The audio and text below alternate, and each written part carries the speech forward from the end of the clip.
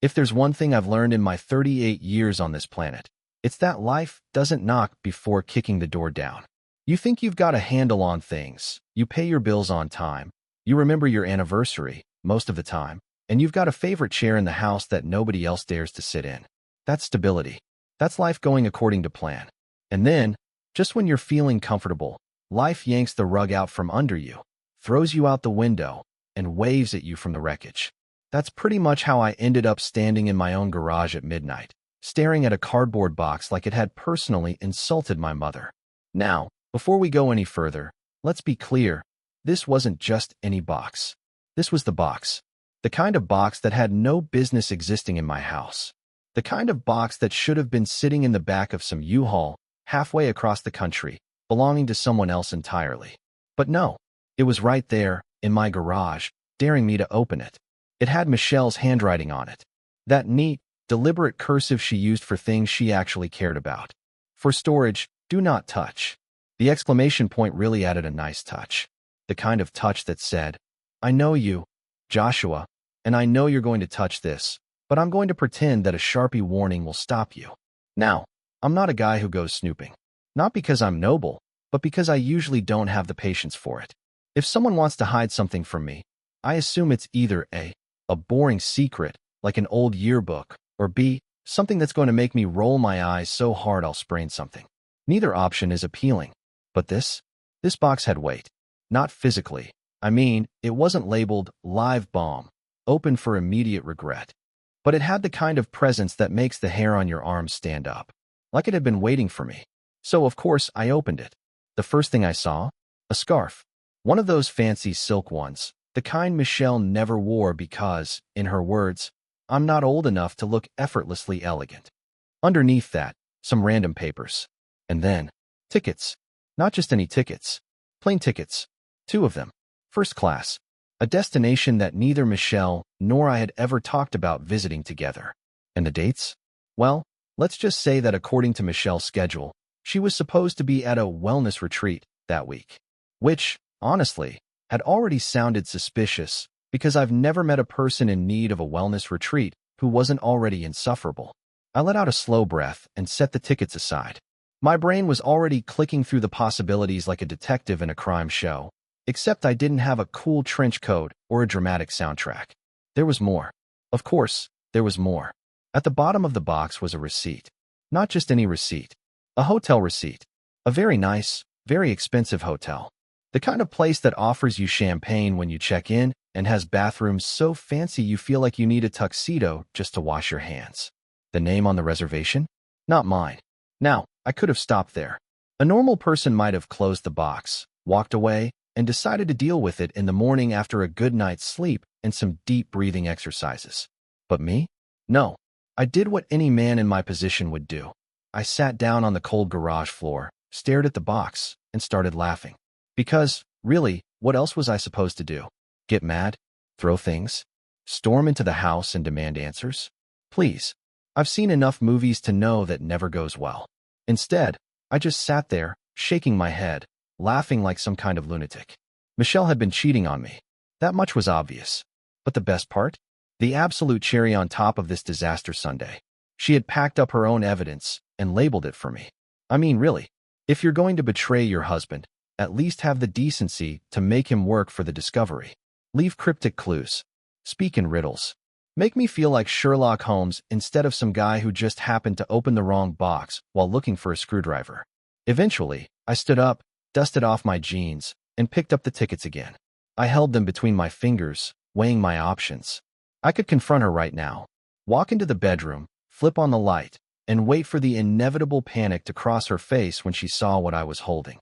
I could demand an explanation, listen to whatever ridiculous excuse she'd come up with, and pretend to be surprised when she started crying. Or, I could let this play out a little longer. Because here's the thing, Michelle didn't know I knew. And if she wanted to play games, well, I had some ideas of my own. The problem with finding out your wife is cheating is that no one ever tells you what to do next. There's no step-by-step manual, no hotline to call, no cheerful instructional video like. So you've been betrayed. Here's what to do next. Instead, you're just standing there with a handful of undeniable proof, trying to decide if you should be angry, heartbroken, or just disappointed that you weren't even given the courtesy of a creative cover-up. I wasn't interested in having a dramatic confrontation. Michelle wasn't the type to break down in guilt and confess everything, and I wasn't the type to stand there and listen to a half-baked story about how it's not what it looks like. No, I had a better idea. If Michelle was planning on taking a little vacation with her secret friend, I figured I might as well help her get there faster. Now, this is where it gets good. See, most people in my situation might have resorted to petty revenge, burning clothes, changing locks, maybe a dramatic announcement on social media. That's fine for amateurs. But I prefer efficiency. So, I took those first-class plane tickets, grabbed my laptop, and logged into the airline's website. A few clicks later, Michelle's return flight had been adjusted to a date 2 weeks later than planned.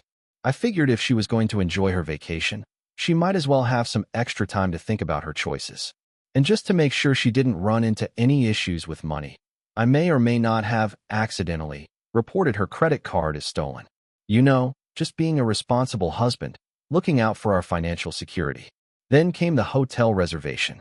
This one was tricky, but after a quick phone call and my best impression of a deeply apologetic husband, I managed to downgrade her luxurious suite to a single room with a nice view of, well, nothing, really.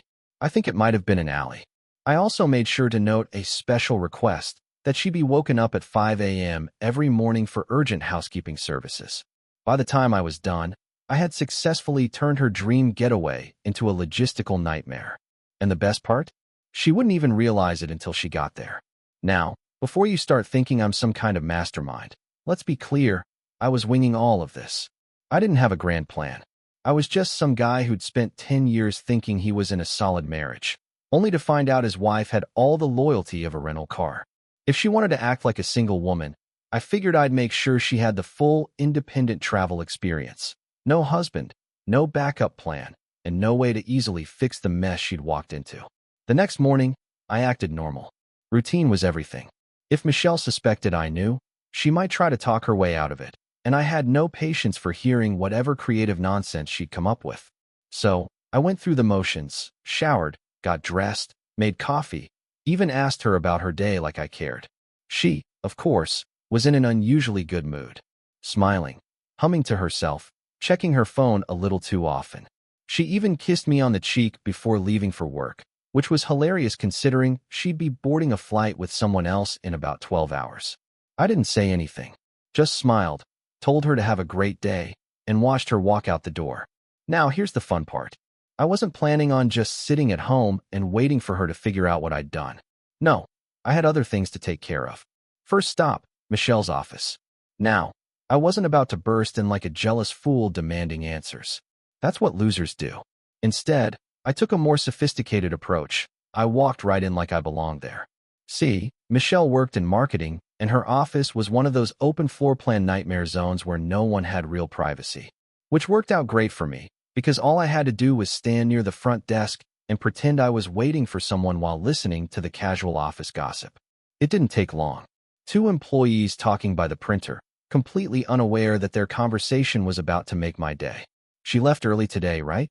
Yeah. Off to that big conference, or whatever. Conference? Yeah. You know, the one she definitely needed a week off for. Must be nice. I had to stop myself from laughing out loud. A conference? That's what she told them. I wanted to shake their hands and thank them for confirming exactly what I already knew. But instead, I just nodded like I'd heard something completely normal and left. Now, here's where things got even better. I knew Michelle's flight time, so I had just enough time to make one last stop, her gym. Now, let me be clear, I do not go to the gym. I have nothing against it, but the idea of sweating in a room full of strangers while someone screams motivational nonsense at me isn't my idea of fun. But Michelle? Oh, she loved it. Said it was her way to clear her mind. Which, in hindsight, should have been a red flag, because I don't know a single person who goes to the gym just to clear their mind. Anyway, I walked in, smiled at the receptionist, and said, "Hey, my wife left her gym bag in my car, and I wanted to drop it off. Can I just put it in her locker for her?" People will believe anything if you say it with confidence. The receptionist gave me a key code, and within minutes, I was standing in front of Michelle's locker. I wasn't looking for anything specific, but what I did find was priceless. A second phone. Not her normal phone. A different one. Now, I know what you're thinking. This is the part where I crack it open and read all her secret messages, right? Nope, not my style. I didn't need to read anything. The fact that she had a secret phone was enough. What was I going to do? Confront her? Demand an explanation? Please, that would have been a waste of time. Instead, I did what any reasonable man would do. I put the phone right back where I found it, locked the locker, and walked out. Because now I had options. Michelle thought she was playing a game. But the problem with games? Eventually, someone decides to change the rules, and I was about to have a lot of fun rewriting them. There's a certain kind of satisfaction in knowing something that someone else doesn't know, especially when that someone thinks they're being so clever, so sneaky, so untouchable. Michelle had no idea that her picture-perfect little double life had been yanked straight into the light, and I had no intention of telling her. Not yet. Instead, I sat back and watched the show. Michelle had left for the airport in a rush, barely giving me a second glance as she ran around, double-checking her luggage. She gave me one of those casual, "Oh, I'll call you when I get there" send-offs, and I, being the supportive husband that I was, smiled and told her to have a great trip. If she had an ounce of guilt, she hid it well. But then again, people like Michelle don't feel guilty. They just feel inconvenienced when they get caught. I didn't waste any time after she left. I had work to do. First stop, the bank. Now, I'm not the kind of guy who normally pays much attention to finances. Michelle handled most of the budgeting, and as long as the bills got paid and I didn't get any angry letters from collections agencies, I figured everything was fine. But now that I knew my loving wife had a secret vacation fund, I thought it was only fair to do a little research of my own. The woman at the counter smiled at me, all polite and professional, as she pulled up my accounts. "What can I help you with today, Mr. Lawson?" "Oh, just wanted to check on a couple of transactions," I said, keeping my voice casual. "You know, make sure everything's in order." She nodded and clicked away at her keyboard while I resisted the urge to whistle. And then, bingo, there it was. A separate savings account in Michelle's name. One I had never seen before. A decent little chunk of change sitting in it, untouched. But the deposits? Now those were interesting. Every couple of months, like clockwork, Michelle had been slipping money into this secret stash. Not a ton, just enough that I wouldn't notice anything missing. The kind of amount that, if questioned, could be waved away as just a little extra for emergencies. Emergencies like, say, a fun little getaway with someone who wasn't her husband. I leaned on the counter, smiling at the banker. Say, just hypothetically, if I wanted to move some funds around. "Of course," she said, nodding. "Would you like to transfer between accounts or make a withdrawal?" "Oh, I think a withdrawal sounds good." And just like that, Michelle's emergency fund suddenly wasn't looking so secure anymore. I left the bank feeling lighter than I had in months. There's something about legally inconveniencing a cheater that really puts a spring in your step. Next up, a quick visit to an old friend. Now, I don't have a lot of close friends, but I do have useful ones. And one of them just so happens to work in travel bookings. I gave him a call.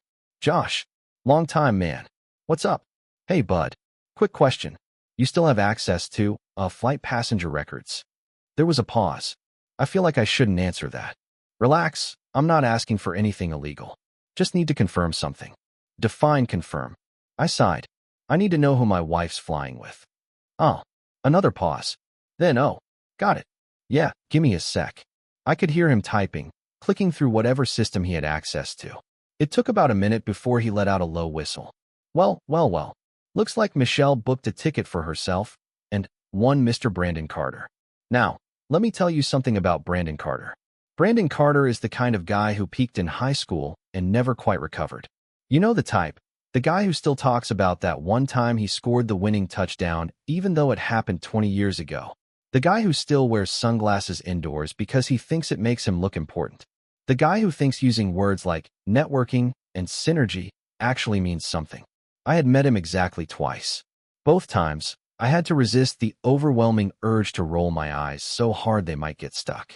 And this was who Michelle had decided was worth risking everything for? I wasn't sure if I should be insulted or just disappointed in her taste. "Josh," my friend said, "you still there?" "Yeah," I muttered, just having a moment of deep reflection. "Man, that sucks. You wanna?" "Nah," I cut him off. "I got it covered. Thanks, though." And I did, because now I had a name, and that meant I had more options. Step 1 had been putting a financial roadblock in Michelle's way. Step 2? Well, step 2 was personal. I grabbed my keys and headed out. Because if Michelle thought she was the only one who could play games, she was about to get a very rude awakening. There are certain moments in life where you realize just how much nonsense you've put up with for way too long. Standing outside Brandon Carter's office, I had one of those moments. The building was exactly what I expected, a glass-covered monument to pointless corporate jargon, where guys like Brandon strutted around pretending to be important while doing absolutely nothing of value. I walked in, nodded at the receptionist like I belonged there, and took the elevator up to the 4th floor. The company name on the door was something generic, one of those consulting firms that exist purely to make other people's lives more complicated. I pushed the door open, walked past a row of desks where people were pretending to be busy, and headed straight for the guy at the front. "Hey, I'm here for Brandon," I said, keeping my voice casual. The guy blinked. "Do you have an appointment?" "Oh, absolutely not," I said. "But he'll want to see me." The guy hesitated, probably trying to decide if I was here to sell something or start a lawsuit. He finally picked up the phone, muttered something into it, and then nodded toward the hallway. "Last office on the left." "Perfect." Brandon's door was half open, and I walked in without knocking. He was sitting behind his desk, scrolling through his phone, probably liking his own LinkedIn posts. When he looked up and saw me, his expression went from smug to confused in about 2 seconds. "Joshua," he said, like he couldn't quite believe I existed outside of Michelle's stories. "The one and only," I said, pulling out the chair across from him and sitting down like we were old friends. Figured it was time we had a chat. Brandon glanced at the door, like he was debating whether to call security. "Oh, what about?" "Well, let's see," I said, leaning back.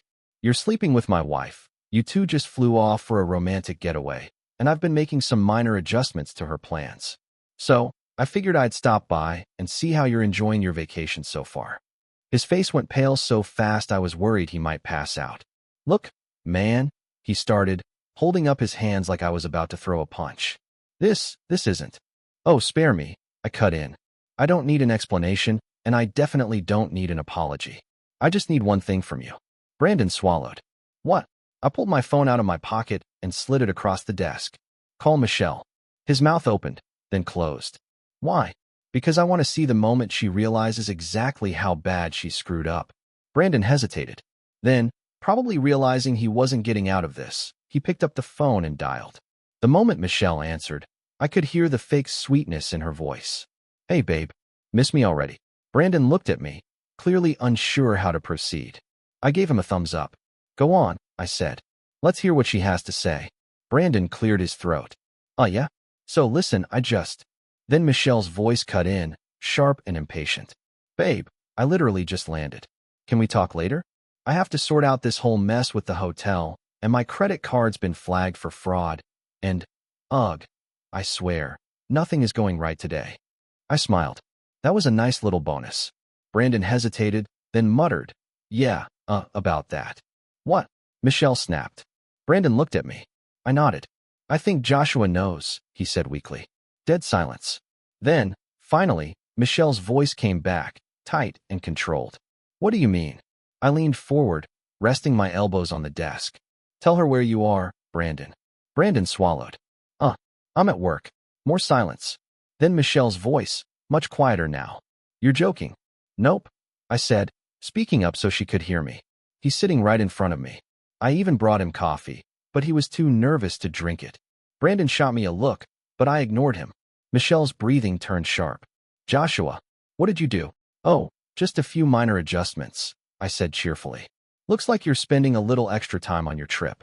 Hope you packed accordingly." "You." She cut herself off, probably realizing screaming at me wouldn't help. "Listen, just stop whatever game you think you're playing and fix this." "Oh, I could do that," I said. "But see, Michelle, I figured you could use some quality time alone. You're always saying you need space, right? Well, congratulations, you got plenty of it." Brandon looked like he wanted to sink into the floor. Michelle, on the other hand, had switched to full damage control mode. "Joshua, listen," she said, her voice forced and fake. "I get that you're upset, but let's be reasonable. Let's talk about this like adults." I grinned. "You mean like honest adults? Because you seem to struggle with that part." She let out a sharp breath. Fine. What do you want? I pretended to think. Well, for starters, I'd like you to enjoy your extended vacation. And after that, who knows? Maybe I'll take a vacation myself. Maybe I'll even take it with someone who actually respects me. Michelle's voice turned cold. You're being ridiculous. No, Michelle, I said, standing up. I'm being smart. Something you clearly weren't. And with that, I ended the call. Brandon sat there, looking like he wanted to throw up. Well, he said weakly. That went badly. For you? Maybe, I said, grabbing my phone. For me? That went great. I walked out of his office, feeling lighter than I had in years. Michelle had played her little game. Now, it was my turn to finish it. There are a lot of things a man can get used to in marriage. The occasional argument over nothing. The silent treatment that lasts just long enough for you to wonder if you should apologize for something, even though you're not sure what.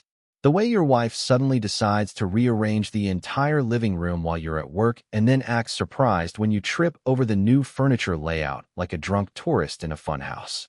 What a man does not get used to, however, is waking up to a barrage of texts that read like a hostage negotiation gone wrong. Michelle was in full meltdown mode.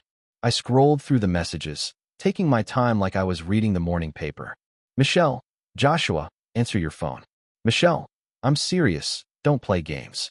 Michelle, I know you did something. Fix it. Michelle, call me now. It went on like that for a while. At some point, she must have realized that demanding things wasn't working, because then came the shift. Michelle, listen, I know you're upset, but we need to talk about this like adults. Michelle, I never wanted to hurt you. Can we just have a conversation? Michelle, please. The classic, let's be mature approach, otherwise known as I'm only saying this because I need something from you. Then, just as I was about to set my phone down, I saw one final message that actually made me laugh out loud. Michelle, be reasonable. You don't want this to get messy. Now that was interesting. Because you see, Michelle had spent years believing she was the smarter one in the relationship. She handled the finances, planned our social life, and always acted like she was the only adult in the room while I just kind of existed. But suddenly, the guy who was supposed to be clueless had flipped the script, and she did not like that one bit. I tossed my phone onto the counter and poured myself a cup of coffee. I had no intention of responding just yet. Michelle could sit with her choices for a while longer. Instead, I had my own plans for the day. First up, a visit to an old friend. Now, I'm not the type of guy who collects favors like some kind of wannabe mob boss, but every now and then, it pays to know people. And lucky for me, I happen to know a very talented divorce attorney who owed me a favor. I walked into his office without an appointment, which was probably annoying, but considering my life had turned into a soap opera overnight, I figured I was allowed a little rudeness. He looked up from his desk, raised an eyebrow, and smirked. Joshua, haven't seen you in a while. You here to finally get that prenup we talked about? I dropped into the chair across from him. Oh, it's way past that point. I'm here for the other thing. His smirk widened. That other thing. He leaned back in his chair, tapping his fingers together like he was about to start some dramatic monologue. So, what exactly do you need? I slid my phone across the desk. Michelle's been busy. He picked it up, scrolled through the messages, and let out a low whistle. Wow, she's really throwing out all the greatest hits, huh? Oh, she's just getting started, I said. But I need to make sure when she really starts panicking, she doesn't have any legal room to play dirty. His eyes lit up. Say no more. Now, I won't bore you with the legal details, mostly because I barely understood half of them, but the short version is this. Michelle wasn't going to get a dime more than she was entitled to, and if she tried any nonsense, I had enough documented evidence to make her look about as trustworthy as a used car salesman with a fake mustache.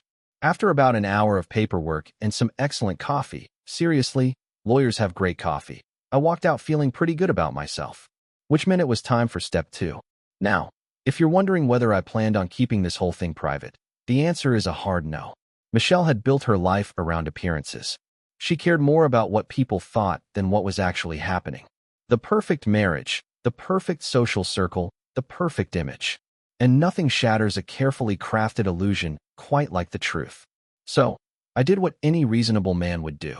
I made a few calls. By the end of the day, Michelle's little secret wasn't so secret anymore. Her family knew. Our friends knew. Even some of her coworkers knew. Though I had no idea how that one spread so fast. It turns out people really love juicy gossip. And just like that, Michelle's world started to crumble. By the time she finally got through to me on the phone, she was at a full-blown breaking point. "Joshua," she snapped, skipping right over any pleasantries. "You need to stop." I sipped my coffee, nice and relaxed. "Stop what?" "Don't play fool," she hissed. "You know exactly what I mean."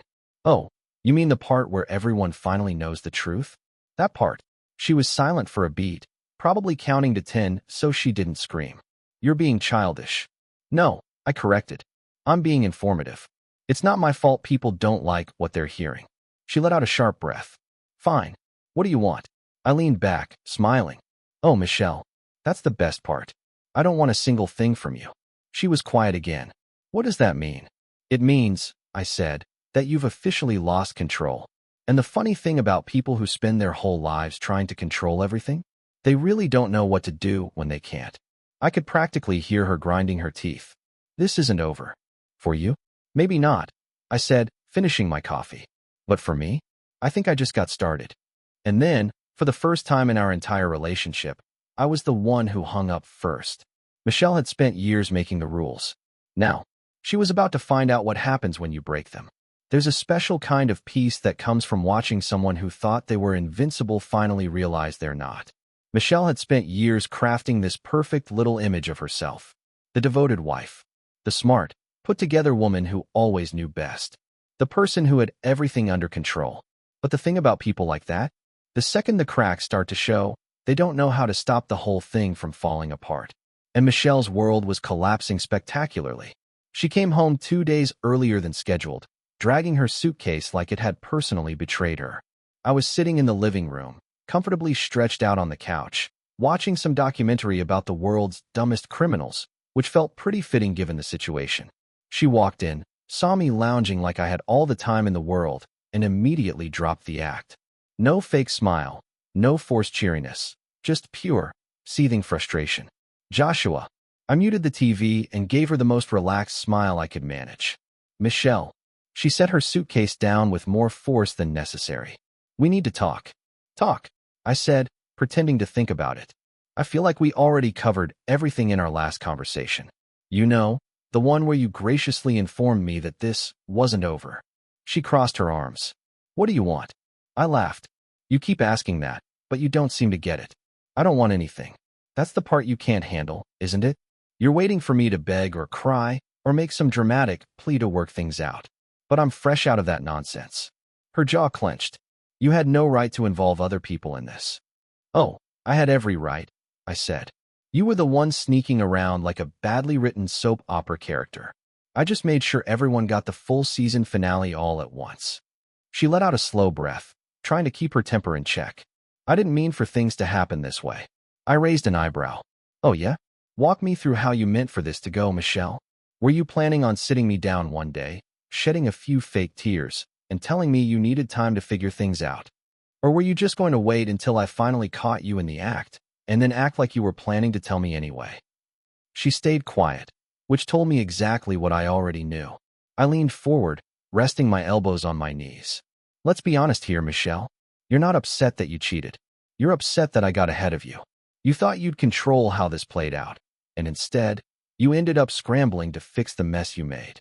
Her eyes flashed with something. Anger, frustration, maybe even regret. But regret doesn't mean much when it only shows up after you've been exposed. "What do you want me to say, Joshua?" I shrugged. "Oh, nothing. I already know everything I need to." She let out a dry laugh. "And what's that?" "That you never actually thought this through," I said.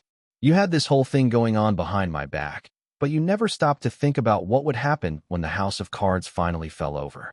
And now, you're standing in the wreckage, trying to figure out if you can still spin the story in your favor." She didn't deny it. Instead, she shifted tactics. "Do you really want to throw everything away over this?" I blinked. Then I laughed. Hard. "Oh wow, that's impressive, even for you. You get caught cheating, and your argument is that I'm the one throwing things away." She stayed silent. I shook my head. "Michelle, you're not even sorry. You're just inconvenienced." She sighed, rubbing her temple like I was the one giving her a headache. "Fine. What happens now?" I smiled. "Now? Now we're done." She tilted her head. "You mean?" I mean, you can pack up whatever you need and go, I said, waving a hand. Take your time. Hell, take his time. I'm sure Brandon won't mind. Her face barely flickered, but I knew that jab landed exactly where I wanted it to. Joshua, let's just... Nope. I cut her off. We're not doing the whole, let's talk this through thing. You made your choices, Michelle, and now you get to live with them. You don't get to negotiate your way out of this. She stared at me for a long moment, probably trying to figure out if she had any move left to play. But for the first time in years, I had taken away every ounce of control she had over me. And she knew it. Finally, she exhaled, picked up her suitcase, and walked toward the bedroom.